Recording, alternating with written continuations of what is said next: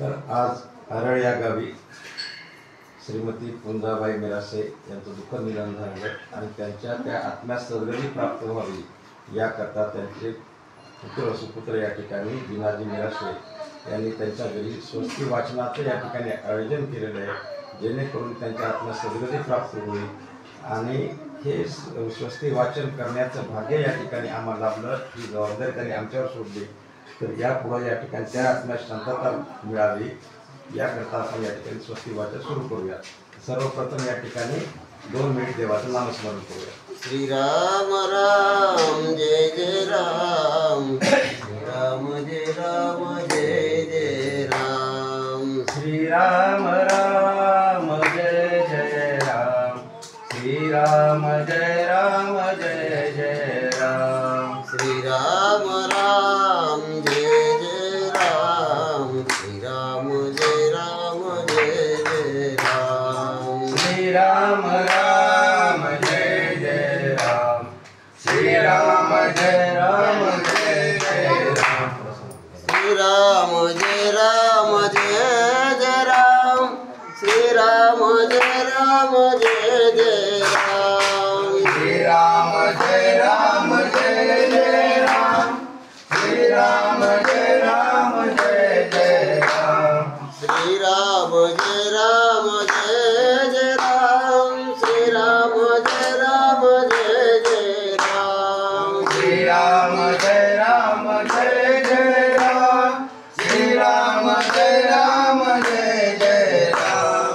श्रीराम राम जय जय राम, श्रीराम जय राम जय जय राम. श्रीराम राम जय जय राम, श्रीराम जय राम जय जय राम. कुंडलिक वरदहरि विठ्ठल श्री ज्ञानदेव तुकाराम पंढरीनाथ भगवान की जय. गोपाल कृष्ण भगवान की जय. अवधूत चिंतन श्री गुरुदेव दत्त दत्तात्रय महाराज की जय. मन हे विकारी स्थिरता नये रे, त्याचे निसंगे भ्रमते भले रे. अपूर्व कार्या मन हे विटेना, तुझ बिन रामा मज कंठ वेना. प्रभु राजा रामचंद्र भगवान की जय. ओम नमो ज्याद्या वेद प्रतिपाद्या, वेदे संसवेद आत्मरूपा. देवा तुची गणेश सकलांतमती प्रकाशो, मणे निवृत्ती दासु अवधारी तुझी. गोपाल कृष्ण भगवान की जय. श्री गणेशाय नमः, श्री सरस्वती नमः, श्री गुरुभ्यो नमः. जय सद्गुरु कर्पूर गौरा अनन्य भक्तांच्या माहेरा. चतुराननादी सुरवरा स्मर हरा गम्य तू. भक्त वत्सला भक्त पाळका नमन माझे गणनायका. आदित्य आणि कौसांतका देवी अंबिका नमस्कारो. या ठिकाणी ग्रंथाच्या सुरुवातीला ग्रंथाचे लेखक जे आहेत या ठिकाणी माधव यांनी सर्वप्रथम गणपतीचं स्तवन केलं, गणपतीची आराधना केली. गणपतीची आराधना केल्यानंतर या दुसरं स्तवन या ठिकाणी विद्याची देवता असणारी शारदा देवीचं नमन केलेलं आहे. तिसरं नमन या ठिकाणी ते त्यांच्या गुरुला या ठिकाणी करतात. ऐकू पुढे. चतुष्ट वाचांची स्वामिनी जी राहिली मातृका लक्षणी. ते ब्रह्मकुमारी लागून अंतकरणी ध्यायजे. सकळ देवतास शिवासी पुनर्नमस्कारो आज्ञेशी. माझोनिया प्रेत कल्पासी प्राकृतासी आरंभितो. आणि मग त्या ठिकाणी सरस्वती देवीची प्रार्थना केल्यानंतर सरते शेवटी यांनी महादेवाची प्रार्थना केली. का बरं सरते शेवटी महादेवाला घेतलं? आपण तर महादेवाला अगोदर या ठिकाणी बजायला पाहिजे, कारण गणपती बाप्पाचे वडील असणारे जनक असणारे महादेव आहेत. परंतु ग्रंथकर्त्याने या ठिकाणी महादेवाला सर्वात शेवटी ठेवलं. याचं कारण एवढंच, याचा उद्देश एवढा आहे की महादेव हे त्या ठिकाणी स्मशानामध्ये राहत असतात. स्मशानाचे देवता असणारे या ठिकाणी महादेव त्या ठिकाणी सर्व भूतांचं रक्षण करणं, त्यांचं त्या ठिकाणी मोक्ष प्राप्त करणं हे महादेवाच्या हाती असल्यामुळे या ठिकाणी सरते शेवटी ग्रंथकर्त्याने महादेवाची आराधना केली आणि महादेवाला वरदान मागितलं. हे शंभू महादेवा, तुमचा कृपाशीर्वाद माझ्यावर असा राहू द्या की मी हा जो मूळ गरुड पुराण ग्रंथ आहे, हा ग्रंथ मूळ संस्कृत भाषेमध्ये लिहिलेला आहे, परंतु जनसामान्याला समजण्याकरता प्राकृत भाषेमध्ये म्हणजे मराठी भाषेमध्ये हा ग्रंथ मी या ठिकाणी लिहित आहे आणि त्याकरता तुमचा आशीर्वाद मला पाहिजे अशा प्रकारची आराधना या ठिकाणी महादेवाची ग्रंथकर्त्यांनी केलेली आहे. नैमिषारणे सुत मुनी पुराण सांगे अनुदिनी तो कोणी के दिनी व्यासासनी बैसला. नैमिषारण्यामध्ये पूर्वी त्या ठिकाणी महर्षी व्यासांचं वास्तव्य होतं. महर्षी व्यासांचे पुत्र असणारे सूत मुनी त्या ठिकाणी दर दिवशी त्या ठिकाणी असणारे शौनक आदी मोठमोठे ऋषी मुनी त्या ठिकाणी बसवायचे आणि त्यांना पुराण समजून सांगायचे. तर पुराणाचे प्रकार किती आहेत या ठिकाणी? 18 प्रकारचे पुराणे या ठिकाणी आहेत. शास्त्र जर म्हणाल तर 6 शास्त्र आहेत आणि 4 वेद आहेत. अशा प्रकारचं पठण त्या ठिकाणी दररोज नित्य नियमानं त्या नैमिषारण्यामध्ये सूत मुनी सांगायचे. तया ते ऋषी शौनकादिक प्रश्न करीते झाले सम्यक यम सर्वांचा जो अंतक यातना अनेक करीतसे. मग असा सूत मुनींना त्या ठिकाणी जे श्रोते बसले होते समोर सूत मुनींच्या शौनकादिक आणि इतर ऋषी मंडळी होती त्यांनी प्रश्न विचारला सुतांना, हे मुनिवर्य या ठिकाणी यमधर्म कसा आहे, यमाची नगरी कशी आहे, माणसाच्या मृत्यू पश्चात त्याला काय काय करावं लागतंय हे आम्हाला अद्यापर्यंत कोणी सांगितलं नाही असा प्रश्न या ठिकाणी सूत मुनींना शौनकादिक विचारू लागले. त्याच्या लोकांचा विस्तार आणि जीवांचा आचार देह त्यागिल्या कर्म प्रकार कैसा नर जीव भोगीत असे. माणूस या ठिकाणी मनुष्यमध्ये जन्माला आल्यानंतर जन्मापासून ते मरेपर्यंत त्या ठिकाणी त्याला प्रत्येक कार्य त्या ठिकाणी करत राहावं लागतं. मरणोपरांत त्याला त्या ठिकाणी कोणत्या क्रिया कराव्या लागतात. ज्यावेळेस त्याचा आत्मा या ठिकाणी यमनगरीकडे घेऊन जातात त्यावेळेस त्याला कुठल्या यातना भोगाव्या लागतात किंवा कुठलं सुख त्याला प्राप्त होतंय असे अनेक प्रश्न या ठिकाणी शौनकादिक विचारले. हे आद्यंत निरूपण पुराण संज्ञा संक्षेपान आम्हा सर्वाशी कथन एकीकडून पैकी जे. आणि हे मुनिवर्य मग अशा प्रकारे त्या ठिकाणी असणारं जे काही कार्य आहे हे आम्हाला पूर्वीपासून ते शेवटपर्यंत कशा प्रकारे विधी करायचा हे आम्हाला व्यवस्थित तुम्ही समजावून सांगा म्हणून त्या ठिकाणी सूत मुनीची शौनकादिक प्रार्थना करू लागली. ऐसा ऋषीचा प्रश्नार्थ ऐकून सूत हर्षयुक्त दृढ धर्म वृक्ष भगवंत तयासीने मस्त अस्तवितसे. शौनकादिकांचा प्रश्न ऐकला सूत मुनीने त्या ठिकाणी अतिशय आनंद झाला सुतांना आणि मग त्या ठिकाणी त्यांनी सांगायला लागले की एक मोठा वृक्ष या ठिकाणी, हा वृक्ष म्हणजे या ठिकाणी प्रत्यक्ष विष्णू भगवंत आहेत आणि त्या वृक्षाला असणाऱ्या शाखा फांद्या ज्या काय असतात ऐकवतात पुढे. मने वृक्ष रूपी तू भगवान वेद तुझे स्कंद जान पुराणी त्या शाखा गहन यज्ञ सदक्षिण ते कुसुमे. आणि भगवंताला उपमा त्या वृक्षाची दिलेली. हा पूर्ण वटवृक्ष म्हणजे प्रत्यक्ष विष्णू भगवंत आहेत आणि त्याचं धड म्हणजे त्या ठिकाणी 4 वेद आहेत आणि त्याला ज्या फांद्या फुटलेल्या असतात त्या वृक्षाला त्या फांद्या म्हणजे 18 पुराण आहेत. अशा प्रकारचं सूत म्हणे त्या ठिकाणी शौनकादिकांना सांगायला. ऐसा वाढला जो वृक्ष तयाचे फळ असे मोक्ष वृक्ष रूपे सर्व साक्ष जो प्रत्यक्ष सर्व घटी.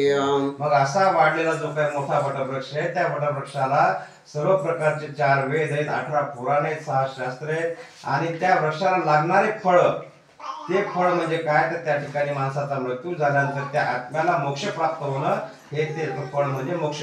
अशा प्रकारचे या ठिकाणी सूत मुनी सांगायला. तो सर्वांचे करी कल्याण म्हणून नमस्कारिला भगवान मग मने ऋषी लागून पूर्वी संपूर्ण गरुड जे जोका.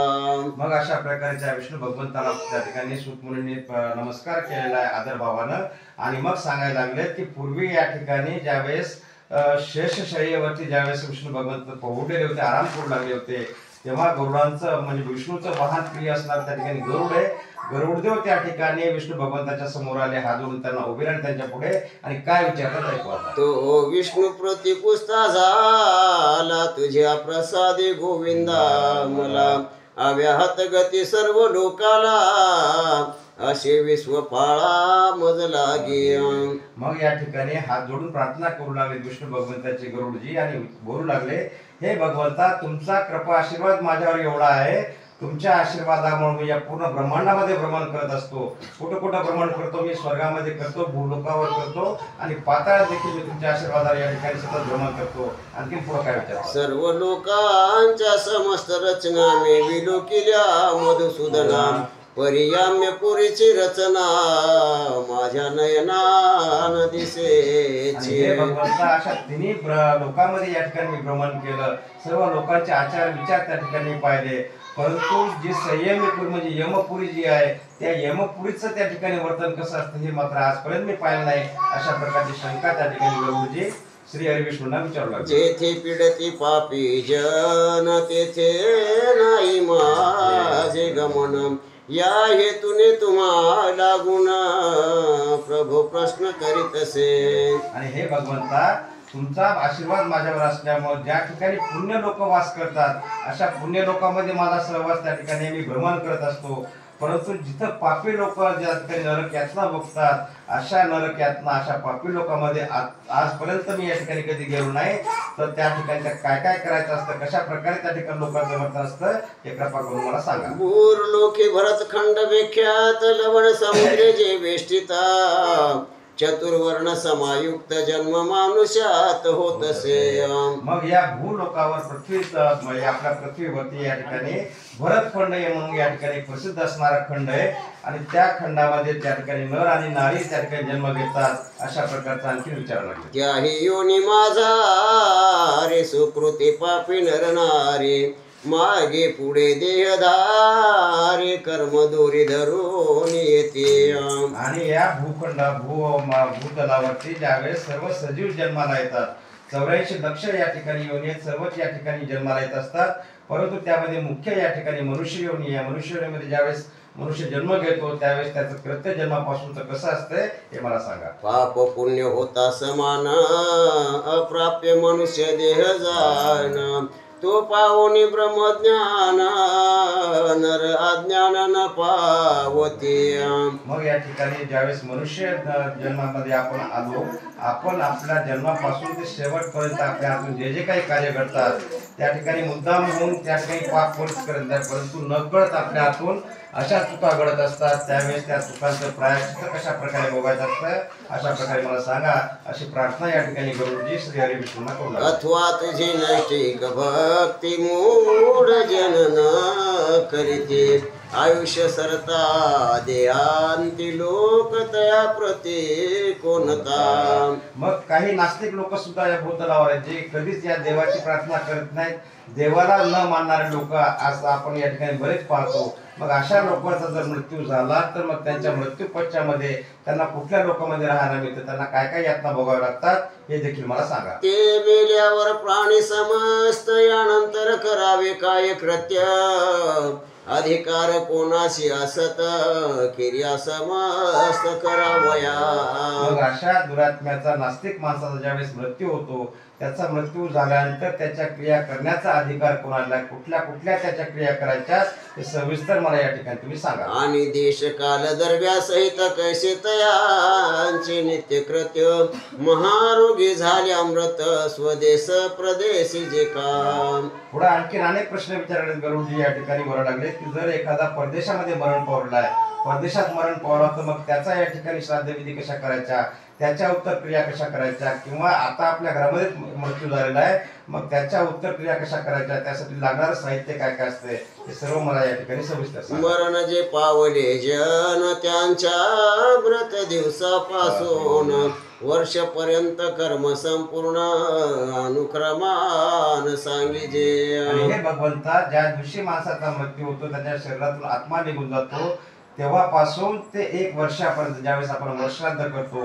तोपर्यंत काय काय आपण विधी करायच्या, कुठल्या कुठल्या पूजा करायच्या हे मला सविस्तर सांगा. अगा हे रमानाथा कृपास्त माझी या माथा, ठेवून येथे देता प्रेता कैसे तत्वता स्वर्गी पावतसे. आणि हे भगवंता जसा तुमचा वरदस्त माझ्या डोक्यावर आहे म्हणून मी या ठिकाणी पुण्य लोकांमध्ये भ्रमण करत असतो, परंतु असा एखादा दुरात्मा या ठिकाणी मृत्यू पावला मग त्याच्यावर तुम्ही तुमची कृपा करता का, मग त्याची कृपा जर केली त्याला स्वर्गामध्ये स्थान मिळते का, असा प्रश्न या ठिकाणी गरुडजी श्री हरिविष्णूंना करू लागले. ते माधवा निरूपण मग की जे सकलापन, ऐसा ताक्षर प्रश्न भगवान ऐकोनी जनार्दन बोलिला. मग असा गरुडाचा ज्यावेळेस प्रश्न ऐकला भगवंतानं त्यावेळेस गरुड त्या ठिकाणी भगवंत त्या ठिकाणी स्मिताश्र केलं आणि काय बोलतात ऐकवतात. वैने ते अभाग्यवंता ऐके सर्व यथार्थता, जे तू आपुसिले कश्यप सुता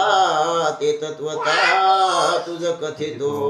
आता वैनतया म्हणजे या ठिकाणी गरुडालाच उपमा दिलेली आहे.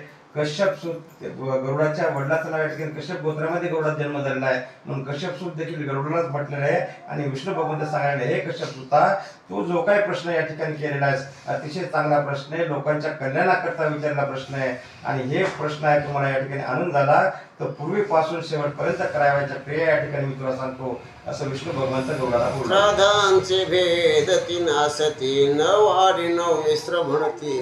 तिसरे पुराण निसे ते श्राद्ध पद्धती ऐशी कीर्तिधा. मग पहिल्या सुरुवातीला या ठिकाणी श्राद्ध पद्धती कशा असतात, श्राद्ध कशा प्रकारे करायचं हे देखील या ठिकाणी विष्णू भगवंत गरुडाला सांगायला लागले. श्राद्धाच्या पद्धती 3 प्रकारच्या असतात. एक नवश्राद्ध, दुसरं नवमिश्र श्राद्ध आणि तिसरं ज्यावेळेस करतो ते पुराण श्राद्ध. अशा 3 श्राद्धाच्या पद्धती भगवंत कशा प्रकारे सांगतात. व्रत दिवसापासून 10 दिवसापर्यंत जाण नवश्राद्ध नामाभिधान ऋषी सज्ञान बोलते. आता पहिल्या दिवसापासून मृत्यू झालेल्या पहिल्या दिवसापासून 10 दिवसापर्यंत दशक्रियाविधी आपण या ठिकाणी करतो. ते श्राद्ध त्या ठिकाणी जे करायचं असतं त्याला नवश्राद्ध अशा प्रकारे म्हटलेलं आहे. त्याच्या पुढचं नवमिश्र श्राद्ध कसं करायचं ऐकवत चालू द्या. एकादश दिवसापासून होई यावद वर्ष प्रमाण ती श्राद्धे नवमिश्र संपूर्ण श्राद्धे पुराण यानंतर. मग 11व्या दिवसापासून ते वर्षभरापर्यंत जे काही श्राद्ध आपण करतो त्याला नवमिश्र श्राद्ध अशा प्रकारे म्हणतात. आणि वर्ष श्राद्ध झाल्यानंतर जे श्राद्ध करायचे असतात त्याला मात्र पुराण श्राद्ध अशा प्रकारे सांगतो. चतुर्दश लोका माझा रे मूर लोक श्रेष्ठ असे भारे त्याही माझी पन्नगारे जंबोधी पधात्र्याती उत्तम.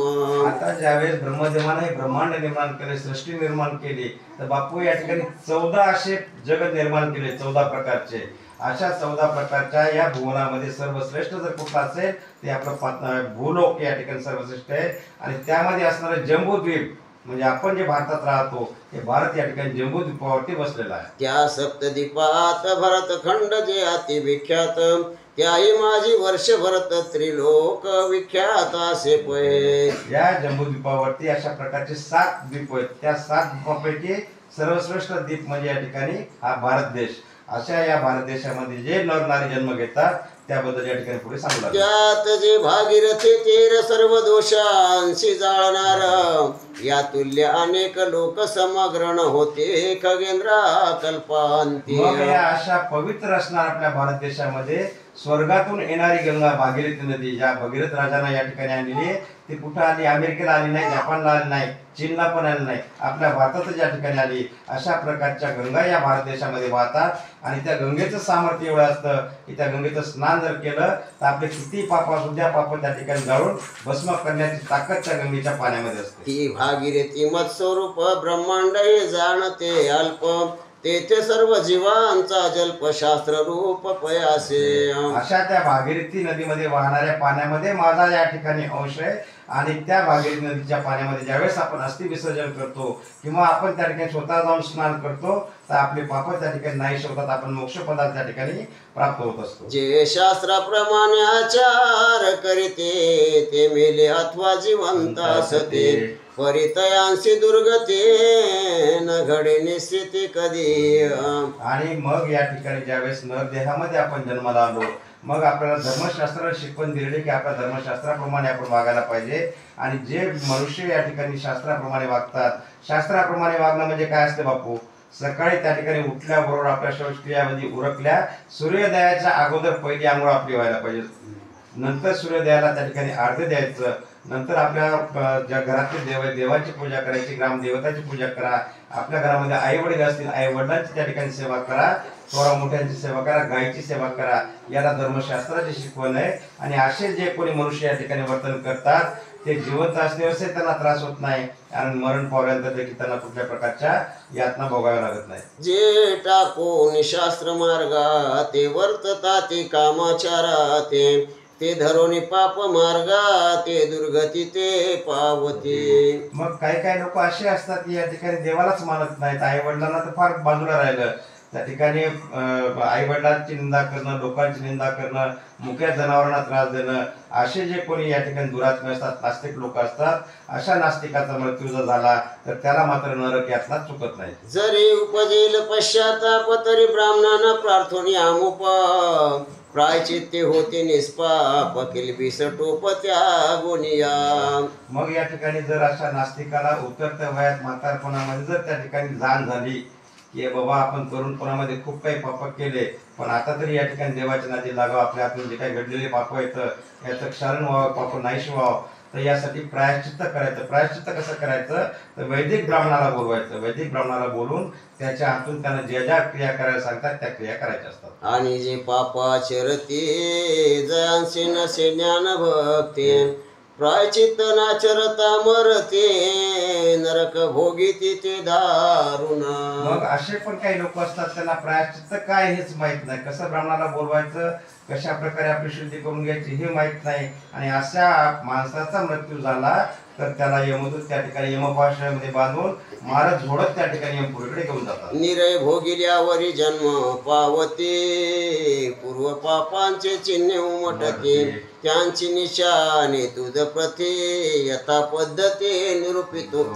मग अशा वेळेस पापी आत्म्याचा मृत्यू झाला त्याला पूर्ण नरक यातना 28 प्रकारचे नरक आहेत, ते नरक यातना भोगल्यानंतर ज्यावेळेस त्याला पुढचा जन्म मिळतो, मग पुढच्या जन्मामध्ये देखील त्याने या जन्मात जे केलेले पाप असतात त्या पापाचे चिन्ह त्याच्या त्या शरीरावर पुढच्या जन्मात देखील आपल्याला पाहायला मिळतात. कोणते कोणते चिन्ह असतात पाहू आता. ज्याने पूर्वी मारिला ब्राह्मण अथवा केला अपमान तो क्षयरोग पावे दारुण सुरापान करीजो. मग ज्यानं या ठिकाणी आपलं आयुष्य जगत तसंच कधी ब्राह्मणाचा आदर केला नाही, साधू संतांचा आदर केला नाही, अशांची जर निंदा केली असेल, तो मरण पुढचा जन्म त्याला जर त्या ठिकाणी लाभला आणि त्याला जर का या ठिकाणी मनुष्य देहामध्ये जन्माला आला तर त्याला त्या ठिकाणी क्षयरोग, पहिली मोठी बिमारी काय होती, टीबी होती, आता त्यापेक्षा भयानक बिमारी आलेल्या आहेत. आता सगळ्या बिमाऱ्यावर इलाज निघालाय, त्यावेळेस टीबीला सुद्धा लोक मरत होते. मग अशा त्या पापी आत्म्याला त्या ठिकाणी क्षयरोगाला सामोरं जावं लागायचं. तयाची दंत कृष्ण होती सोने त्वरिता नखे कुजती जो भोगी गुरुपत्नी प्रते दुचर्म गती त्या प्राप्त. जर एखादा ना त्या ठिकाणी पूर्वीच्या जन्मामध्ये आयुष्य जगत असतो, कधी देवाचं नाव घेतलं नाही, आपलं आयुष्य या ठिकाणी व्यसनामध्ये घालवलं, व्यसन अनेक प्रकारच्या असतात, जर एखादा त्या ठिकाणी सुरापान म्हणजे दारूच्या आहारी गेलेला असेल, त्याचा मृत्यू झाला, पुढचा जन्म ज्यावेळेस त्याला मिळतो त्यावेळेस पुढच्या जन्मामध्ये त्याचे दात काळे असतात, काळे दात त्याला निर्माण होतात, आपल्यासारखे पांढरे दात त्याला लाभत नाहीत, म्हणजे अशा पशुयोनीमध्ये जन्माला तो जाऊ शकतो. किंवा एखादा चोर आहे त्या ठिकाणी, या जन्मामध्ये चोऱ्या केल्या, त्या ठिकाणी प्रायश्चित्त घेतलं नाही, पुढचा जन्म मिळाला तर पुढच्या जन्मामध्ये देखील त्याला त्या ठिकाणी ज्यावेळेस मनुष्य देहामध्ये जन्माला येतो त्याचे नख त्या ठिकाणी कुजलेले अशा प्रकारचं त्या शरीरावरचे चिन्ह उमटत असतात. आपण अथवा अनेक कोणी व्रती जिजली ब्राह्मणा लागूने हरितासाठी सहस्त्र वरुषे प्राणी कुर्मियोनी विष्ठेत पावे. एखाद्याला आपल्या पहिल्या जन्मामध्ये त्या ठिकाणी ब्राह्मणाला जर दान केलेलं आहे, ते दान ब्राह्मणाचं हिरावून घेतलं किंवा ब्राह्मणाची हानी जर केली असेल तर पुढचा जन्म ज्यावेळेस त्याला घ्यावा लागतो त्यावेळेस त्या क्रमी कीटकासारखं त्या ठिकाणी त्याला जन्म प्राप्त होणार. कोणी एक ब्राह्मणाला गुण देईन ऐसे ऐकवून जो न देईन राज्ञान कुंभी पाकस्थान त्या प्रती. जर एखाद्याने या ठिकाणी ब्राह्मणाला पूजा करून घेतली, त्याला दक्षिणा देतो म्हणून त्याला दक्षिणा दिली नाही, त्याचं ते द्रव्य जर हरण केलं तर त्याला त्या ठिकाणी त्याच्या मृत्यू पश्चामध्ये कुंभीपाक नावाचं नरक आहे, त्या नरकातला यातना त्याला भोगावा लागतो. ऐसे अनेक नरक भोगिल्यावरी जन्मोनी होय दरिद्रे यास्तव पंडित चतुरी अयन परवी बोधान कीजे.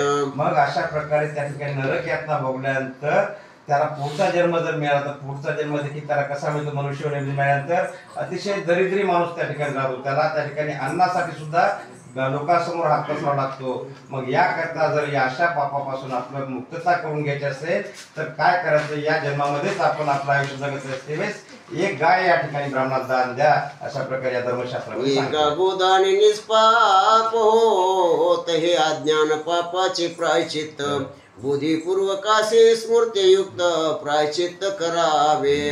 मग अशा आपल्या हातून जे अज्ञानपणे झालेलं पाप आहे, या पापाचं प्रायश्चित्त काय, तर अशी गाय जर आपण एखादी ब्राह्मणाला दान केली तर या पापातून आपली मुक्तता होते आणि पुढचं या ठिकाणी जन्म आपला सुखर होतो, स्वर्गामध्ये देखील आपला त्या घरी प्रवेश मिळतो. एक पंथी पुण्य करावे, पुण्य करत्यासे सेवित जावे, क्षणभंगुर देह स्वभावे परी जाणावा आल्यभ्य हा.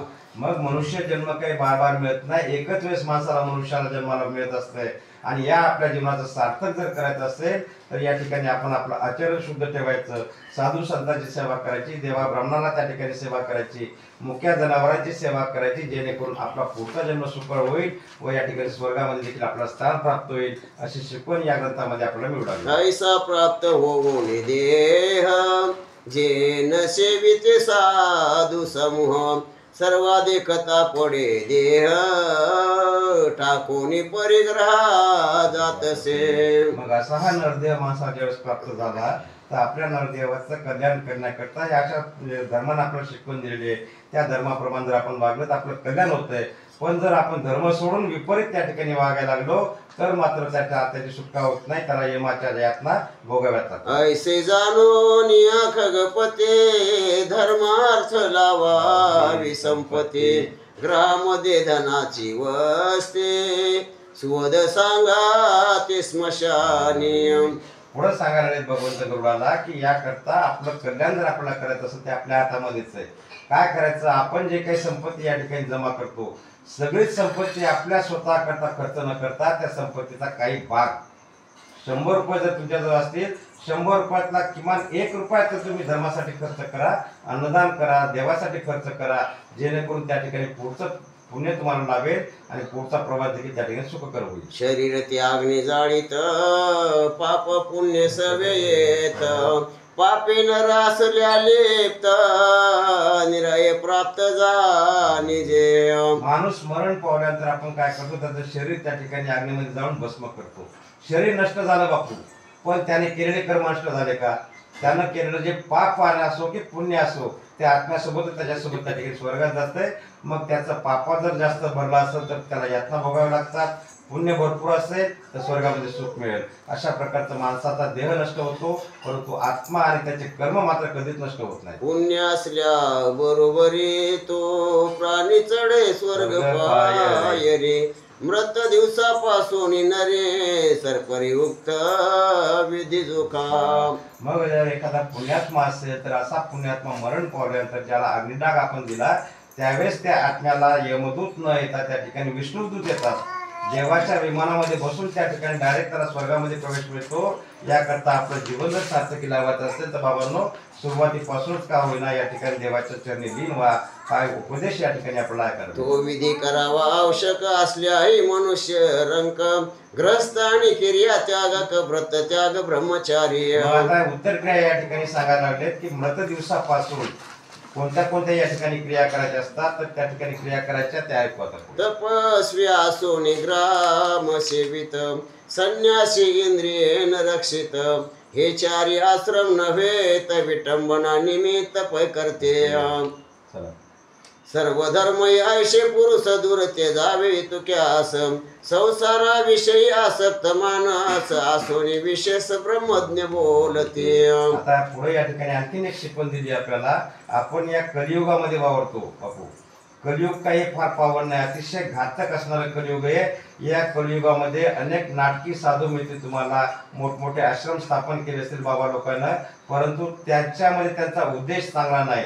त्याच्यामध्ये त्यांना फक्त संपत्ती जमा करायची.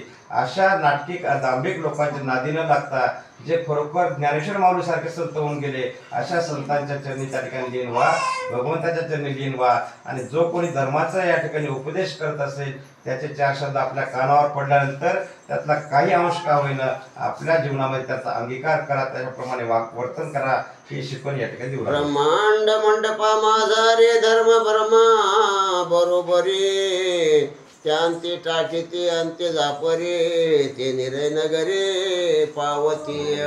मग या ब्रह्मांडामध्ये ज्यावेळेस आपण जन्म घेतलेला आहे, पृथ्वीतलावरती जन्माला आलेले, या जन्माचं सार्थक करण्याकरता जर आपण या धर्मशास्त्राप्रमाणे वागलो तर आपल्या मृत्यू पश्चामध्ये आपल्याला नरकवास त्या ठिकाणी भोगावा लागत नाही आणि मग सरळ त्या ठिकाणी विष्णू दूतासोबत स्वर्गामध्ये प्रवेश मिळतो. जरी स्वधर्मासेही न तरी उत्तम परधर्माहुन स्वधर्मे मेल्याही कल्याण परधर्माने वाचता भय. मग या ठिकाणी सांगायला आहेत, आता जन्म घेणं आपल्या हातामध्ये नाही, कोणत्या धर्मात जन्म घेईल. जर एखाद्या हिंद धर्मामध्ये जर आपण जन्म घेतला असेल आणि त्यापेक्षा श्रेष्ठ धर्म असला तरी देखील त्या श्रेष्ठ धर्माला न मानता तुम्ही ज्या धर्मात जन्म घेतलाय त्या धर्माला त्या ठिकाणी अनुसरून वागा, अशा प्रकारची शिकवण देखील या ठिकाणी देऊ. तस्मात या उभय लोकांत आचार श्रेष्ठ असे सत्य आचारहीनासी वेद पुण्यत न करीते नित्य पठताय. मग या आचार धर्मामध्ये सर्वात या धर्मामध्ये काय शिकवण दिलेली तर आपलं वागणं हे तर आपल्या हातामध्ये आहे. मग याकरता आपण जर आपलं आचरण शुद्ध ठेवलं तर मात्र आपलं कल्याण झाल्याशिवाय राहत नाही. आचाराची प्रथम धर्म तो न त्यजावा अत्युत्तम संकट पडताही परम श्रेष्ठ धर्म रक्षावान रे. मग हा आचार धर्म म्हणजे या धर्मशास्त्रामध्ये सर्वात श्रेष्ठ धर्म जर कोणता असेल तर आपली वागणूक. आपल्या धर्मानं आपल्याला ज्याप्रमाणे राहायला सांगितले त्याप्रमाणे जर आपण राहिलं तर हे सर्वप्रथम आपलं कर्तव्य आहे. आणि अशा प्रकारे जर आपण आपलं धर्मशास्त्राप्रमाणे वागलो तर त्या ठिकाणी आपलं कल्याणच होणार आहे. सात्विकांची करावी संगती त्यजावे राजसता मोसा प्रती ज्यांचे संगती दोषाचे प्राप्ती होय नरक गती अनुसेवने. कोणाच्या संगतीत राहायचं या ठिकाणी तर साधू संतांच्या संगतीत राहा. सत्यानं वागणारे लोक असतील अशा लोकांच्या संगतीत राहा, जेणेकरून आपल्या जीवनाचं कल्याण होईल.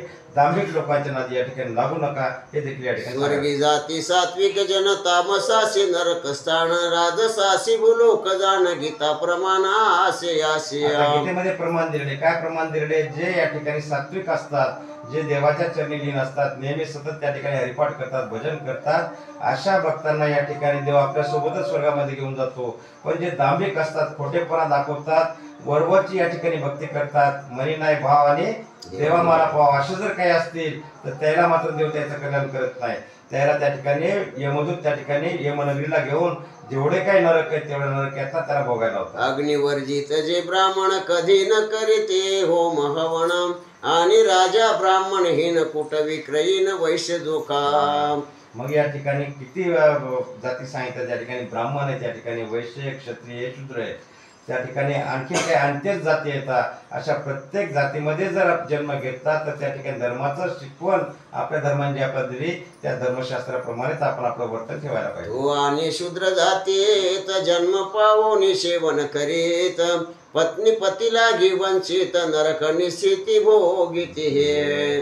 जर एखाद्याला उच्च कुळामध्ये जन्म घेतलेला आहे, ब्राह्मण कुळात जन्म घेतला, क्षत्रिय कुळात जन्म घेतलाय आणि अशा मनुष्यानं त्या ठिकाणी शूद्र जातीमध्ये राहणाऱ्या माणसासोबत संगत केली, त्याच्यासोबत आहार विहार जर करू लागला तर त्याचा देखील त्या ठिकाणी धर्म भ्रष्ट होतो आणि त्याला देखील त्या ठिकाणी पाप यातना भोगाव्या लागतात. स्नात करीत भोजन ते अन्न नोहे विष्टा भोजन उदक पान रुधिरा समान प्रांत स्नान म्हणून की जे. मग आता धर्मशास्त्रामध्ये काय सांगतं, मी अगोदर सांगितलं तुम्हाला, सूर्योदयाच्या पूर्वी आपली आंघोळ या ठिकाणी व्हायला पाहिजे. जर आंघोळ न करता या ठिकाणी आपण नेहमीप्रमाणे वागायला लागलो, पाणी जर आपण पिलं आंघोळीच्या अगोदर तर ते पाणी नव्हे तर रक्तप्राशन केल्याप्रमाणे त्या ठिकाणी असतंय. किंवा या ठिकाणी आंघोळ न करता आपण भोजन केलं, ते भोजन नसून त्या ठिकाणी मिष्टान्न असतंय. याकरता त्या ठिकाणी सर्वप्रथम आंघोळ करायची, देवाची आई वडिलांची सेवा करून नंतर त्या ठिकाणी आपले नित्यक्रम यास्तवचे आचार वंदे स्नान करोनी तर्पणाते की जे ना तरी रुधिरा ते प्राशिल्या दोषा ते पावतसे. याकरता स्नान न करता जर काय असं आपण अन्न ग्रहण केलं, पाणी ग्रहण केलं तर आपण मात्र पापाला त्या ठिकाणी वाली होतो. पाणी जरी पिलं तर त्या ठिकाणी रक्त पिल्याप्रमाणे असते. याकरता माणसाला शुद्ध होऊन त्या ठिकाणी क्रिया करायच्या. खंडन पेषणादी पंचसूण यांचा दोष असे गहन म्हणून प्रायचित्तार्थ जाण पंचसुलक्षण यज्ञ निर्मिले. तेन टाकावे एकही दिवस टाकिता घडे निरैवास अल्प अन्यायी दंड विषय संयम धर्म सरस करीत असे. मग अशा प्रकारे या ठिकाणी आपलं आयुष्य म्हणजे या ठिकाणी फार दिवस नाही, पाण्यावरचा बुडबुडा आहे, कधी फुटून जाईल काही सांगता येत नाही. मग असं आपलं आयुष्य सार्थकी लावायचं असेल तर आपल्या धर्मानं आपल्याला जे सांगितलंय असं धर्मशास्त्राप्रमाणे जर वागलं तर मात्र त्या ठिकाणी त्याला स्वर्गसुख मिळेल. आणि धर्मशास्त्राच्या विरुद्ध जर आपण वागलो तर मात्र त्याला यमदूत त्या ठिकाणी नरक यातना देतात. सदाशिवची यज्ञ की जे धर्म मूल शौच जाणीजे ब्रह्मा शौच मृजले की जे अंतरी धरिजे शुद्ध भाव काम क्रोध आणि लोभ हे अंतर्मल स्वयं त्रय उपाय तिचे कोंब निर्मूल सुलभ क्रमे की जे. मग या ठिकाणी सांगितले की अशा करता कुठल्याही धर्मात जरी आपण जन्म घेतला असेल तर आपल्या धर्माची शिकवण जी आपल्याला दिली त्या धर्मशास्त्राप्रमाणेच वागायचं. आपले शत्रू कोणी बाहेरचे शत्रू नाहीत. कोणी बाहेर येऊन आपल्याला एक वेळ मारलं की आपण त्याचा प्रतिकार करू शकतो. पण आपल्या अंगामध्ये असणारे जे विकार आहेत काम क्रोध मत्सर याला जर आपण त्यागलं याच्यापासून जर आपण अलिप्त राहिलो तर मात्र आपलं कोणीही या ठिकाणी वाईट करू शकत नाही. त्याकरता आपले शत्रू या ठिकाणी आपणच आहोत. आपला काम आपल्या मनामध्ये असणारी वासना आपला राग आणि आपला लोभ यापासून थोडंसं अलिप्त राहायचं आणि थोडीशी देवाचं या ठिकाणी नामस्मरण करायचं. म्हणून हरिपाठामध्ये काय म्हणलंय माऊलीनं, देवाचे द्वारी उभा क्षण भरी. किती वेळ राहा तुम्ही उभं देवाच्या दारात? एक क्षण उभं राहा तरी देखील देव तुमचं कल्याण केल्याशिवाय राहत नाही. म्हणून या ठिकाणी आपला काम क्रोध मत्सराला बाजूला ठेवून देवाच्या चरणी लीन व्हा. काम जिंकावा धैर्य करुणी शांतीने की जे क्रोध हाणे संतोषे लोभाची निशाने सुज्ञानी मोडावी लीला मात्रे. म्हणून या ठिकाणी अशा या तिन्ही विकारांना आपल्यापासून जर या ठिकाणी दूर ठेवायचं असेल तर माणसाच्या मनामध्ये संयम अतिशय महत्वाचा आहे. कामाला त्या ठिकाणी जिंकायचं या ठिकाणी संयमानच जिंकायचं. रागावर देखील आपल्याला नियंत्रण मिळवायचं तर आपल्यामध्ये संयमच पाहिजे. आणि लोभापासून अलिप्त राहायचं. लोकांचं धन पाहून या ठिकाणी आपल्या तोंडाला पाणी सुटू द्यायचं नाही. त्याच्यावर देखील नियंत्रण संयमानच मिळवायचं. अशा प्रकारे माणसाच्या अंगामध्ये सहनशीलता असणं अत्यंत गरजेचं. दान अध्ययन आणि होम या धर्मी ब्राह्मण उत्तम गती पावे इतरांशी सुगम दान संभ्रम गती प्रद. आता या ठिकाणी मनुष्य धर्मामध्ये त्या ठिकाणी सर्वश्रेष्ठ धर्म जर कुठला सांगितला असेल तर ब्राह्मणाचा धर्म या ठिकाणी सांगितला आहे. म्हणून आपण जे जे काही दान या ठिकाणी करणार आहोत त्या आज्ञाच्या प्रत्यर्थ असे दान या ठिकाणी ब्राह्मणाला करा हे देखील पुढे सांगायला. जे हे पूर्वी न केले दान ते नर दरिद्री होन दीनवाणी भाकोनी अन्न मागती मलिन होनी आते. मग या ठिकाणी जर पूर्वी कोणी अशा प्रकारचं दानच केलं नाही आपल्या त्या पूर्वजांच्या प्रत्यर्थ म्हणा किंवा आई वडिलांच्या स्मरणात तर मग असे मनुष्य त्या ठिकाणी पुढच्या जन्मामध्ये अतिशय दरिद्र होतात. दारोदार भिक्षा मागतात. आपलं पोट भरण्याकरता त्यांना लोकांपुढं आपला हात पसरावा लागतो. तस्मात यथाशक्ती दान द्यावे परस्त्रीशी सर्वथा त्यजावे भोगिता प्राप्त स्वभावे होईन भोगवे तैसा नरक. मग या ठिकाणी काय सांगितलं की आपण या ठिकाणी आपलं आयुष्य जगत असते वेळेस यथाशक्ती आपण दान करायचंय. दान करा म्हणजे लोकांकडून कर्ज काढून दान करा असं कोणी सांगत नाही. तुम्ही तुमची जी संपत्ती या ठिकाणी कमवता त्यातला काहीसा अंश या ठिकाणी दान धर्मामध्ये खर्च करा.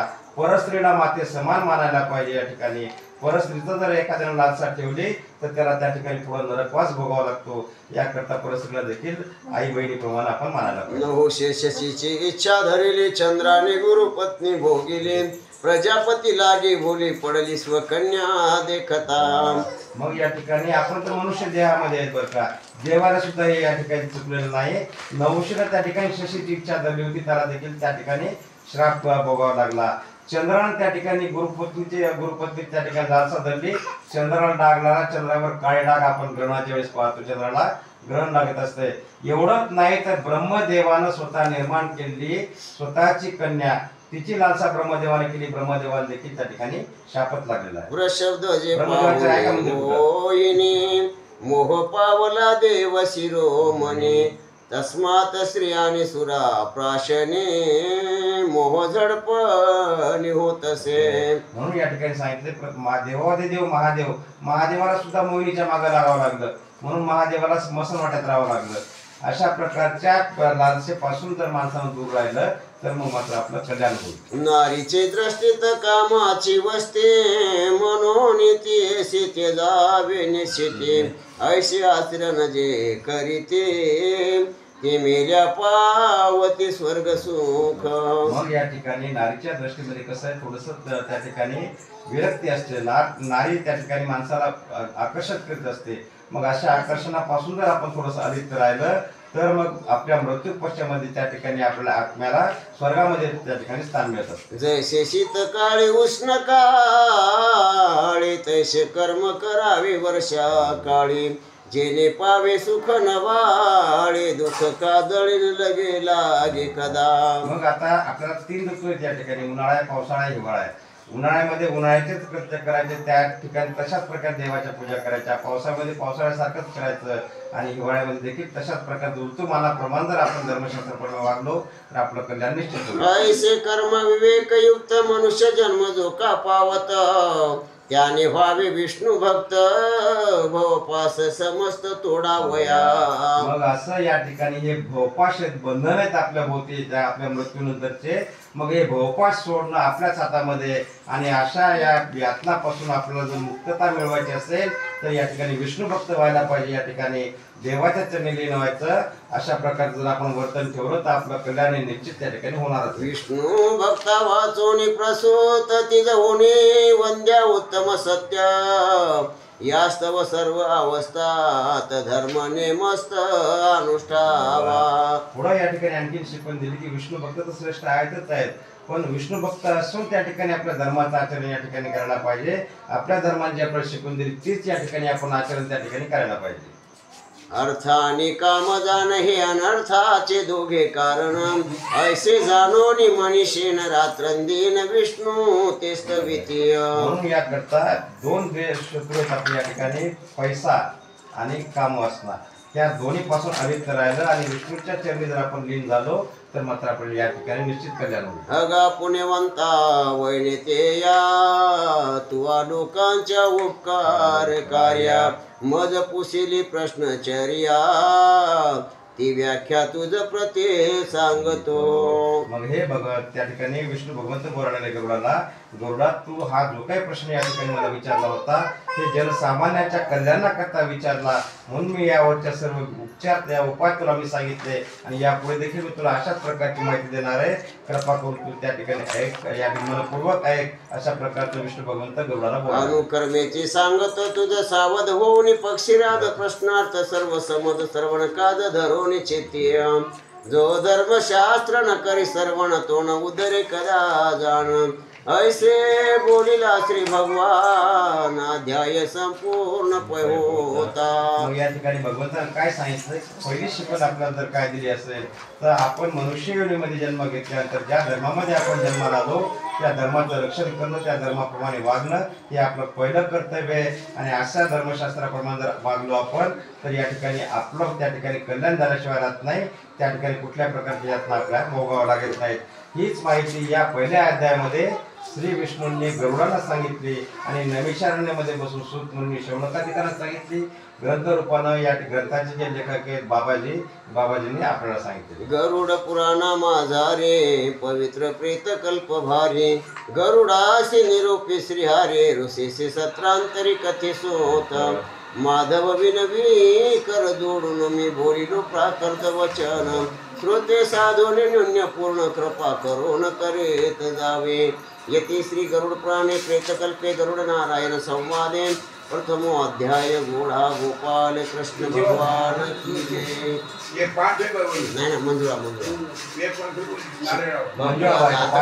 बापू आतापासून ध्यान ठेवता. मंजुळा व्हायचा पान हे प्रसादासाठी ज्यावेळेस आपण प्रसादान घेतो त्यावेळेस श्रवण करणारा प्रत्येकाला तुळशीचं पान देतो. समजा नाही प्रसाद म्हणून काही नाही समजत तर विचारा, सांगतो तुला. त्याच ठिकाणी थांबवायचं याचं काय अर्थ गोपाल कृष्ण भगवान की जय. अवधूत श्री चिंता श्री गुरुदेव दत्त दत्तात्रेय महाराज की जय. श्री गणेशाय नमः. श्री सरस्वती नमः. वासुदेव म्हणे गरुडाय हे सर्व लोकोपकारक कर्मासे अवघड देख पीडा निवारक अंतराळे या समग्र ब्रह्मांडात 84 लक्ष जंतू गणित त्या माझे 4 भेद आहेत जरायु विख्यात एक जाती. आता या अध्यायामध्ये भगवंत गरुडाला सांगायला लागले, हे गरुडा आता लक्षपूर्वक ऐक, मी तुला जे काय सांगतो ते. ज्यावेळेस ब्रह्मदेवाला सृष्टी निर्माण केली, ब्रह्मदेवाला सृष्टी निर्माण केल्यावर जीव जंतू देखील कोण निर्माण केले? ब्रह्मदेवाने निर्माण केले. किती प्रकारचे केले तर 84 लाख अशा प्रकारचे या ठिकाणी जीवजंतू निर्माण केले. परंतु त्यामध्ये 4 या ठिकाणी मुख्य आहेत. कोणते कोणते ऐकवतात? स्वेद उद्भिज आणि अंडज अशा 4 जाती सहज 21 लक्षांचा समाज एके भेदी आजे निर्मिला. स्वेदेज आहे, अंडज आहे, उद्भिज आहे आणि मनुष्य अशा प्रकारे 4 जाती या ठिकाणी बघा ब्रह्मांडामध्ये ब्रह्मदेव निर्माण केल्या. त्यामध्ये सर्वश्रेष्ठ जर कुठला असेल तर मनुष्य या ठिकाणी सर्वश्रेष्ठ सांगितले. त्या संपूर्ण जीवाभितरे मनुष्य दुर्लभ सरपारी त्याही माझी भेद भारी समजे अंतरे तू गरुडा. त्यात मुख्य 4 वर्ण त्याही माझे उत्तम ब्राह्मण अनुलोम प्रतिमेलोमे करुण 12 सामान्य ह्या जाते. मग या ठिकाणी सांगितलं हा मनुष्य देह अतिशय श्रेष्ठ आहे. पण मनुष्य देहामध्ये देखील आता कोण श्रेष्ठ या ठिकाणी तर सर्वश्रेष्ठ या ठिकाणी ब्राह्मणाला मानलेलं आहे. ब्राह्मणानंतर या ठिकाणी उपजाती अनेक आहेत, अंत्यच जाती येतात. अशा कोणत्या जाती आहेत ऐकवतात? या दोन्ही षटका विरहित संकीर्ण जाती बहुत जे वेद धर्म विवर्जित अंत्यज समस्त जे जाण. मग जे लोक या ठिकाणी वेदाला मानत नाहीत, ज्यांना वेदाचं ज्ञानच नाही असे अंत्यज लोक, अंत्यज कोण आहेत ते पण ऐकवतात. रजकानी चांभार नटानिक बुरुड नरम कैवर्तक आणि सुराकार भिल्ल समग्र अंत्यज हे. मग भिल्ल आहे त्या ठिकाणी, कैवरत आहे त्या बुरुड आहे, सांबार आहे, रजक म्हणजे दोघे अशा प्रकारचे अंत्यज जाती आहेत. ज्यांना वेदाचं कुठल्या प्रकारे काही गेलं नसतंय अशा अंत्यज जाती देखील या ठिकाणी भूतलावरती ब्रह्मदेवाला निर्माण. आहार आणि मैथुन निद्रा भय क्रोध जाण त्या याने आपले सर्व जन विवेकी मानव पर दुर्लभ. मग या ठिकाणी माणसाला कशा प्रकारे बैठा गेलेला आहे, माणूस या ठिकाणी मोहपाशामध्ये गुंतलेला आहे. माणसाला या ठिकाणी आहार पण पाहिजे, त्या ठिकाणी सुख पण पाहिजे. अशा प्रकारे माणूस मोहजालामध्ये या ठिकाणी व्यापलेला आहे. हे सर्व लोक मी परमात्मा यंत्रित आहे द्विजोत्तमा याही माझी शास्त्र महिमा उत्तमाधम मध्यम सांगत असे. मग अशा या ठिकाणी या चराचरामध्ये मी व्यापलेला आहे, प्रत्येक ठिकाणी मी व्यापलेला आहे. मग अशा या माझ्या या भूतलावरती जो कोणी या ठिकाणी माझी सेवा करेल त्याचं या ठिकाणी निश्चित कल्याण करेल. सावराहुनी चरश्रेष्ठ अनस्तिहुनी शास्ती वरिष्ठ सूक्ष्माहुनी जो गरिष्ठ तो वरिष्ठ जाण पाम. आता या ठिकाणी श्रेष्ठत्व दिलेले आहे. कशाला श्रेष्ठ दिले? स्थावरापेक्षा अस्थिर असणारे जे आहेत ते सर्वश्रेष्ठ आहेत.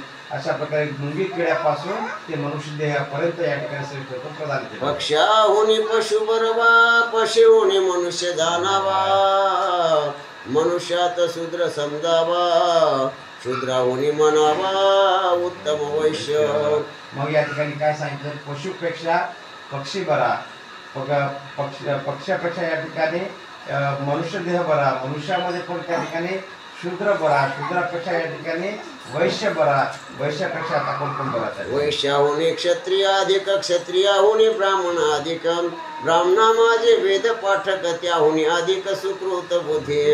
मग या ठिकाणी वैश्यापेक्षा क्षत्रियाला श्रेष्ठत्व दिलं, क्षत्रियापेक्षा ब्राह्मणाला श्रेष्ठत्व दिले. पण ब्राह्मणापेक्षा पण जो वेदपाठक ब्राह्मण आहे तो देखील त्या ठिकाणी त्या ब्राह्मण कुळामध्ये जन्मला सर्वांमध्ये सर्वश्रेष्ठ असा वेदपाठक ब्राह्मण. कर्म करता अधिक त्याहुनी ब्रह्मांडात अधिक ब्रह्मज्ञानी ब्रह्मज्ञान्याहुनी मदभजनी निषेधिनी चिंतिजो. मग या ठिकाणी ब्राह्मणामध्ये वेदपाठक ब्राह्मणाला श्रेष्ठत्व दिलंय. वेदपाठक ब्राह्मणापेक्षा जर श्रेष्ठ कोणी असेल तर ज्याला ब्रह्मज्ञान प्राप्त झालंय असा या ठिकाणी तो सर्वश्रेष्ठ आहे. आणि त्याच्यापेक्षा ब्रह्मज्ञानापेक्षा श्रेष्ठ कोण आहे तर जो भक्त माझा ज्या ठिकाणी जो माझं नाव घेतो मग तो कुठल्याही कुळामध्ये जन्माला आलेला का असाना तो मात्र सर्वश्रेष्ठ आहे असं आपल्या भक्ताला या ठिकाणी भगवंतानं सर्वात श्रेष्ठ मानले. ऐसे प्राणी समस्त अधिकाहुनी अधिक आहेत नर शरीर झाल्या प्राप्त नाहीत पकरीत जो प्राणी. आता कोण करतो? त्यावेळेस पहिले होते. आता कोण करायला? तो मेल्यावरी मुळमते महाघोर जे दुःख गते ते भोगोनियांते दुष्ट जन्म गती पावतसे. ज्यावेळेस मनुष्य देहामध्ये या मनुष्यमध्ये आपण जन्माला येतो पूर्वीच्या काळामध्ये ज्यावेळेस प्रभू रामचंद्राचा अवतार होता, श्रीकृष्णाचा अवतार होता त्यावेळेस मोठमोठे ऋषीमुनी हजारो वर्ष तप करायचे. त्या ठिकाणी विश्वामित्राने त्या ठिकाणी किती वर्ष तप केलं होतं तर 60,000 वर्ष केलं होतं विश्वामित्राने. 60,000 वर्ष आपण जगू शकतो का? हा? तर अशा तपस्या त्या काळात होत होत्या. आता मात्र आपल्या हातामध्ये एकच आहे, उठता बसता हरी बोला. एवढं जरी आपण केलं तरी आपलं या ठिकाणी कल्याण होते. मग या ठिकाणी जर एखादा नास्तिक असेल, या ठिकाणी त्याला देवाचं नावच येत नाही, उठता बसता जर कोणामध्ये शिवी येत असेल तर त्याचं कल्याण होईल का? होणार नाही. याकरता आपली वागणूक आपलं आचरण या ठिकाणी शुद्ध ठेवा. बुद्धी आणि रूप बळ पुत्र विद्या वित्त पुष्कळ पूर्वकर्म असल्या निर्मळ यथा काळी प्राप्त होई. ज्या नरे पुण्य जय केले अथवा पाप संपादिले त्यांची असती दोन फळे पुण्य फळे ते सौख्य रूप. मग या ठिकाणी पूर्वीच्या जन्मामध्ये आपण आपलं आयुष्य जगत असतो, जे जे काही आपण कर्म केले पुण्यफळ जर या ठिकाणी आपल्या हातून पुण्यच घडत असेल तर मग त्याचं फळ या ठिकाणी मोक्ष म्हणून त्या ठिकाणी मिळणार आहे.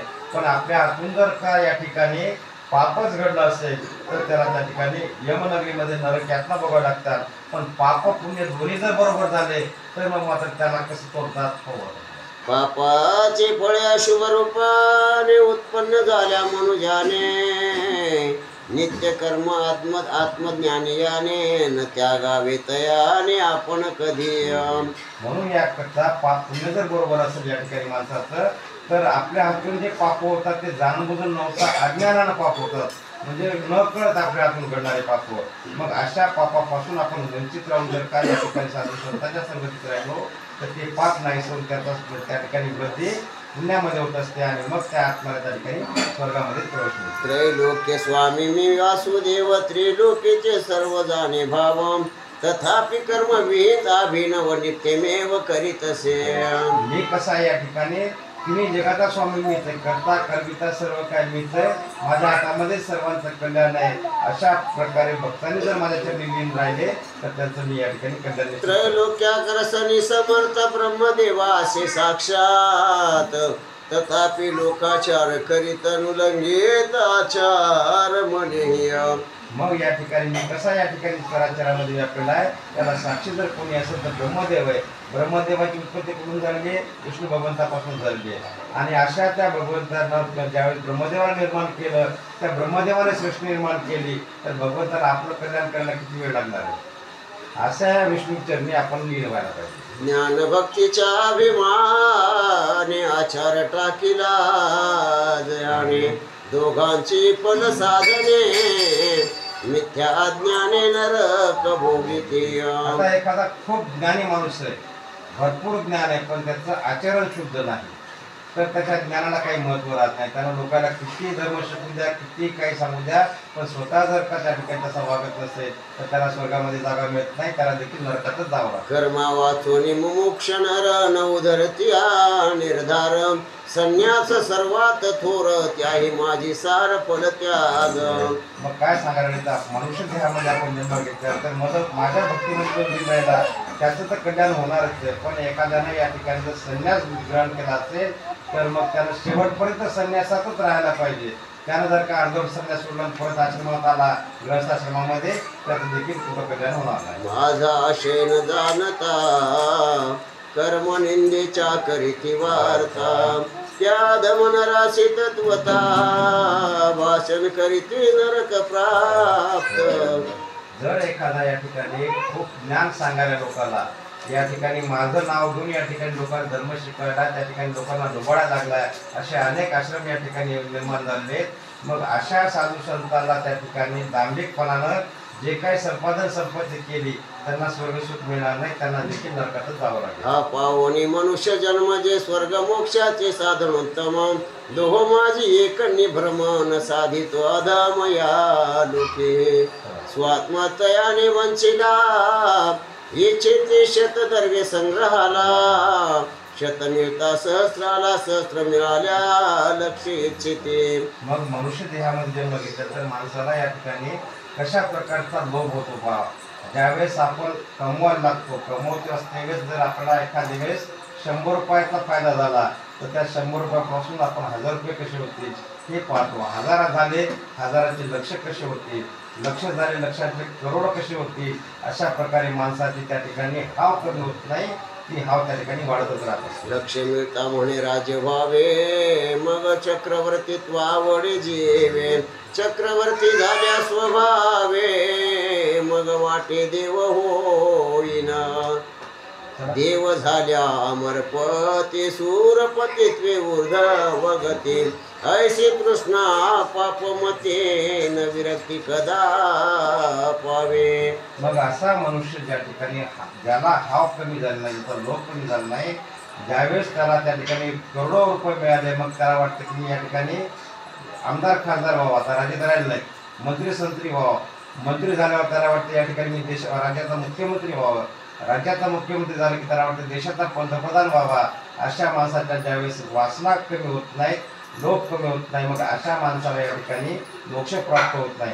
मग मोक्ष जर प्राप्त करून घ्यायचं असेल तर काय करायचं, या लोभाला आपल्यापासून थोडंसं दूर लोटायचं आणि भगवंताच्या निलीन व्हा, हा उपदेश या ठिकाणी दिला. जे झाले तृष्णा स्वाधीन ते पावले निरस्थान, जे राहिले तृष्णा त्यागून ते स्वर्गस्थान भोगिते. मग ज्यांनी या लोभाला दूर लोटलेलं त्यांनाच स्वर्गामध्ये प्रवेश मिळेल. आणि ज्यांनी या ठिकाणी लोभ आचरला, लोभानं या ठिकाणी मोठमोठे पद या ठिकाणी प्राप्त केले, करोडो अब्जो रुपये या ठिकाणी जरी तुम्ही उपलब्ध केले असतील, जमा केले असतील, त्याचा तुमच्या मृत्यू पश्चामध्ये काहीही फायदा होणार नाही.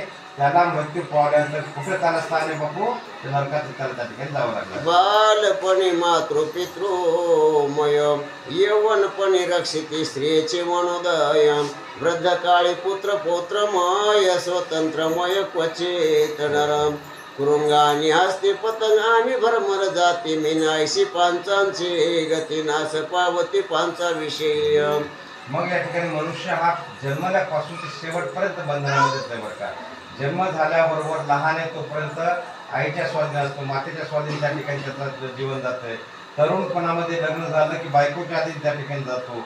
म्हातारपणामध्ये त्या ठिकाणी मग मुलं बाळं सुना येतात, त्यांच्या ज्या हातामध्ये आपलं जीवन जाते. मग माणसाला या ठिकाणी स्वातंत्र्य आहे कधी, परंतु या बंधनात राहून देखील थोडा वेळाचा वेळ काढून जर या ठिकाणी भगवंताच्या चरणी लीन झालं तर त्याला मोक्ष नक्कीच प्राप्त होईल. हा प्रमादी कला नर सेवी विषय पांच समग्र, तो कैसा न पावे यमपोरा शर्य फार हेची असेल. आणि अशा लोभाला जर एखादा मनुष्य बळी पडला असेल, या ठिकाणी त्याला देवाची भक्ती त्या ठिकाणी घडली नाही, साधू संतांची सेवा घडली नाही, तर मग असा मनुष्य या ठिकाणी नरकातला का बरं भोगणार नाही, तर नरकामध्येच जावं लागेल. हे देखील या ठिकाणी लोह काष्टांचे पाशे करून बांधिल्या कोणी प्राणीजन, तो सुटेल उपायान पुत्र पाशान जे बांधले.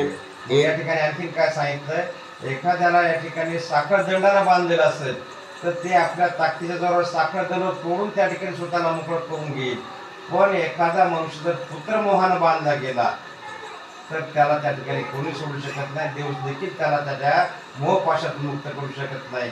मग या ठिकाणी जर काय आपल्याला पाहिजे असेल तर अशा मोहाला आपल्यापासून दूर ठेवायचं. तीन सुटती प्राणीजन जाणती यम होय गहन, मृत्यू न जाणे बाल तरुण वृद्धा ज्ञान न जाणेच. मग या ठिकाणी ज्यावेळेस त्या माणसाला मृत्यू येतो त्या ठिकाणी मग यमाची भीती त्याला वाटायला लागते. आणि ज्यावेळेस माणसाचा मृत्यू येतो हा यम त्या मृत्यू त्या ठिकाणी काळ लहान मोठा गरीब श्रीमंत काही पाहत नाही.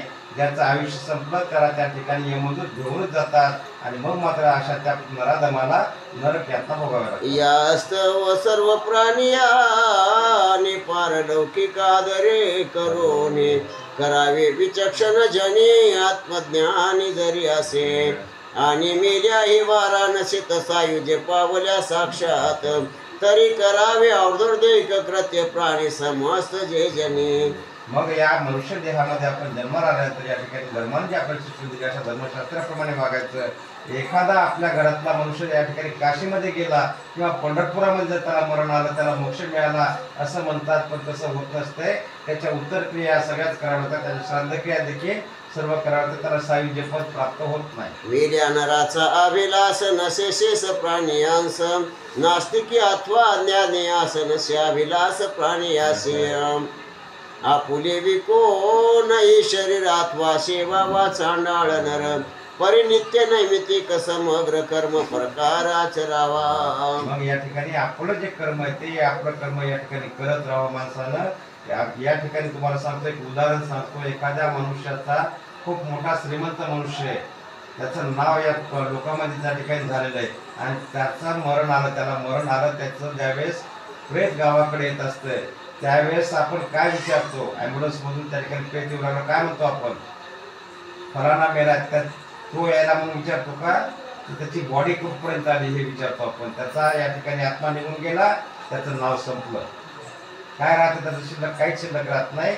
याकरता माणसाला आपलं कल्याण जर करायचं असेल तर या ठिकाणी भगवंताच्या चरणी लीन व्हा, ही शिकवण या पुराणातून आपल्याला ऐकायला. यथाशक्ती यथा विधान कर्म की जे अनुदिन धर्म राहतो धनाश्रयान विशेष जाण श्रद्धे करुणी यथापि पुत्राधिकानी करावी अवधर देह संपादनी विधी श्रेष्ठ म्हणून कर्मजनी आचरावे. म्हणून या ठिकाणी आपल्याला जी शिकवण दिली त्या कर्माधर्माप्रमाणे जर आपण आपलं वागणं ठेवलं तर अशा माणसाचं निश्चित कल्याण होतं, हे देखील या ठिकाणी शिकवण पुढे देऊ लागले. धन अल्पात्वा बहुत असो परिश्रद्धायुक्त निर्धन असो ऋषी वृंद बहुत श्रद्धान्वित स्वर्गा पावले भक्ती विरहित धनवान बहुत पावले निरयस्थान जैसा पाचे वाचून पांचस्य जन दुःख पावे. अनेक उदाहरण या ठिकाणी ग्रंथकर्ते देऊ लागतात आपल्याला. एखादा श्रीमंत मनुष्य या ठिकाणी मरण पावलाय, खूप धन आहे त्याच्याकडे, पण त्यानं चांगलं कार्यच केलं नाही,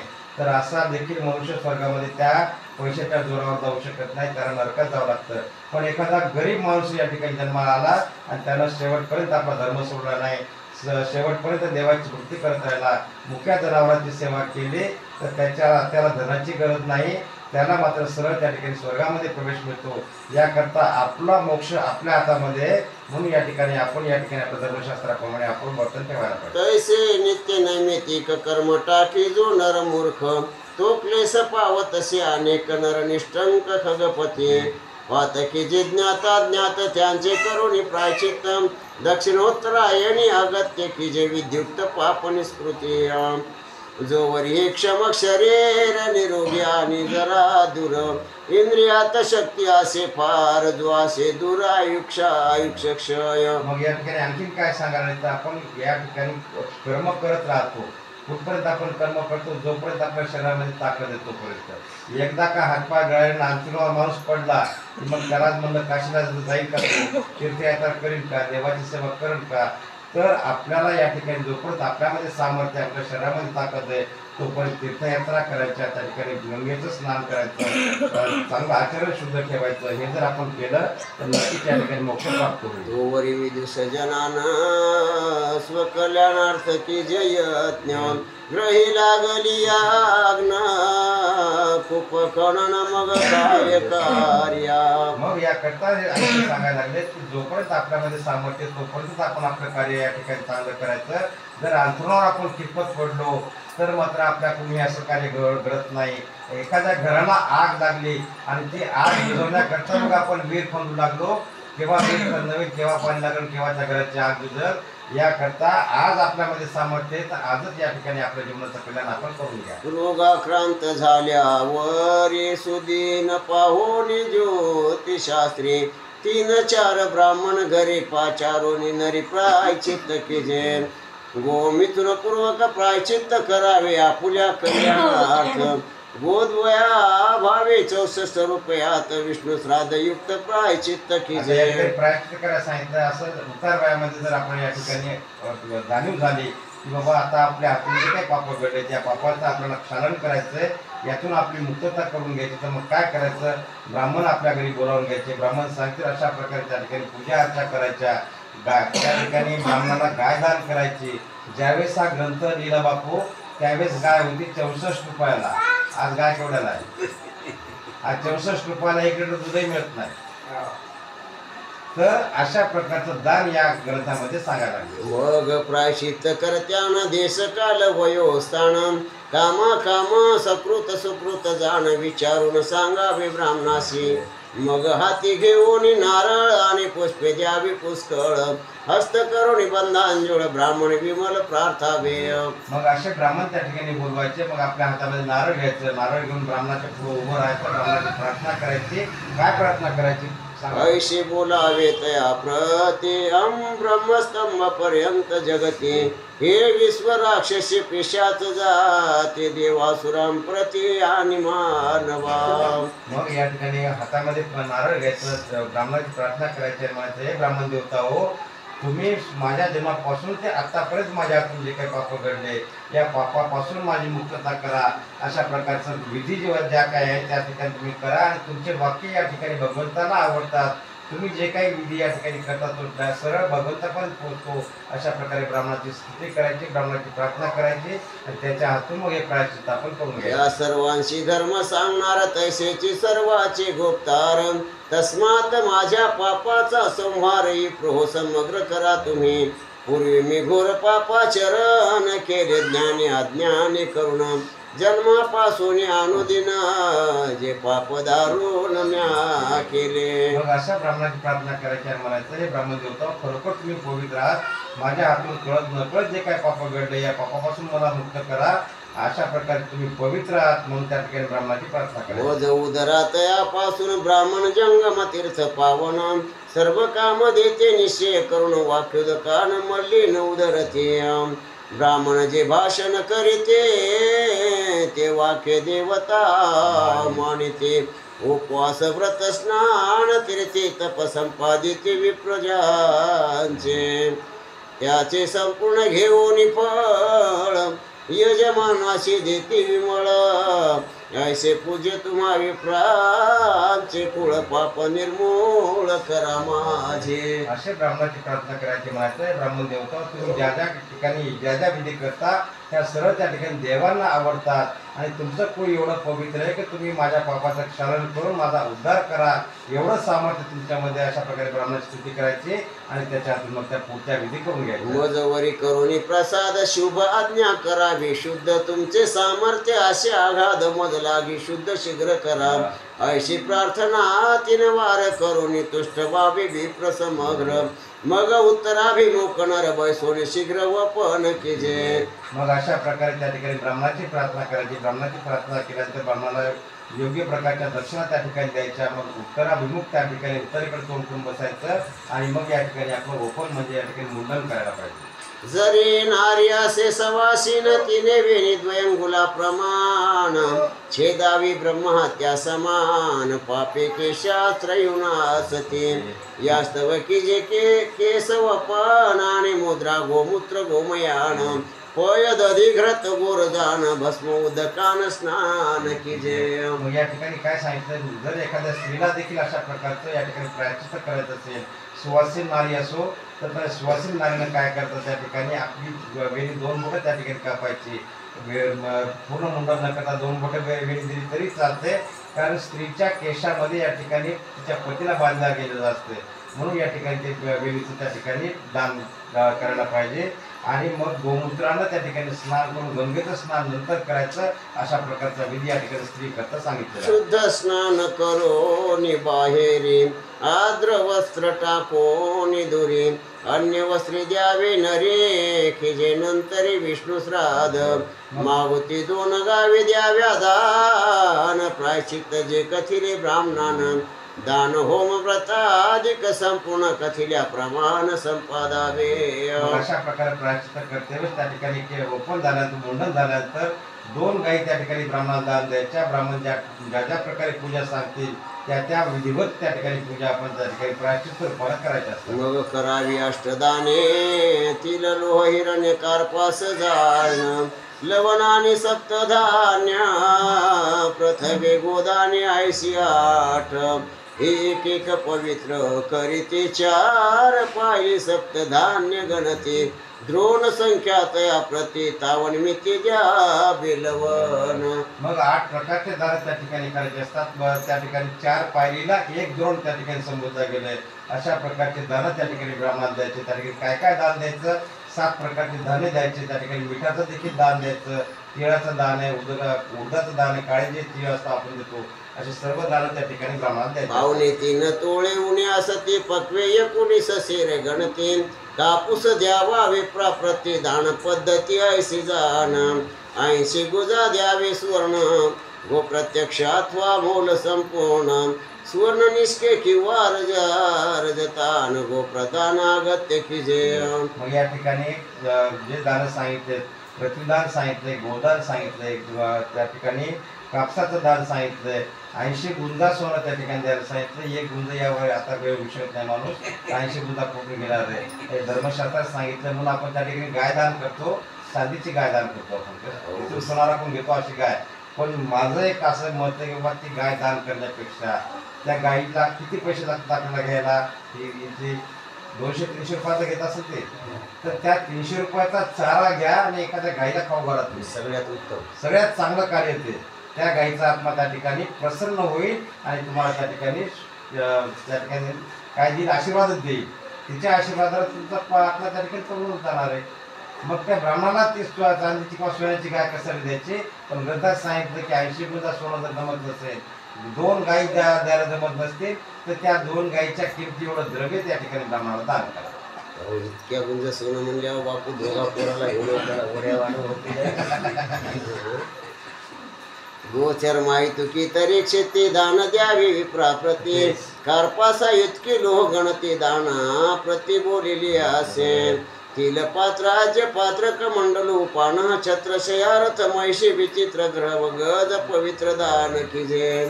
अजा विकादी द्यावे दान वर्षपर्यंत ब्राह्मणासी अन्न दीप उदक वर्ष प्रमाण अविच्छेन देत जावे. अशा प्रकारचे दान त्या ठिकाणी द्यायचे.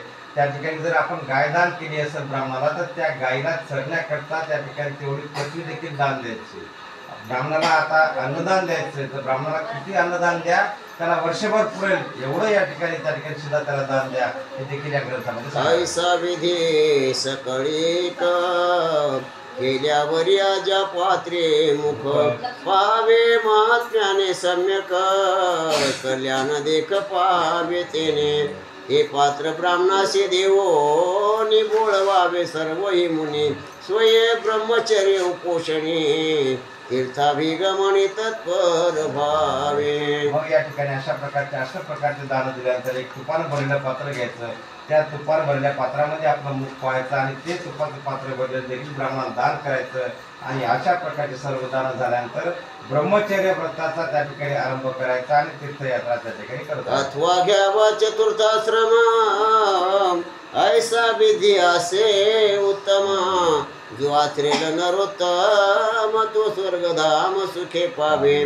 ऐसे भगवंत गरुडा प्रती बोलिला स्वयाध्यायांती प्रेतकल्पाची द्वयाध्याय गणती झाली निश्चिती बाबाजी म्हणे. मग या दुसऱ्या अध्यायामध्ये काय सांगितलं, प्रेतकल्प आख्यान. या प्रेतकल्प आख्यानामध्ये आपलं कल्याण आपल्या हातामध्ये, आपल्या धर्माचं रक्षण आपण करायचंय, अशा प्रकारचे दानाचं महत्व या ठिकाणी सांगितलंय. आणि हा या ठिकाणी दुसऱ्या अध्यायामध्ये या ठिकाणी सुखमुनीने नैमिषारण्यामध्ये 2 शौनकाधिकाला सांगितलं.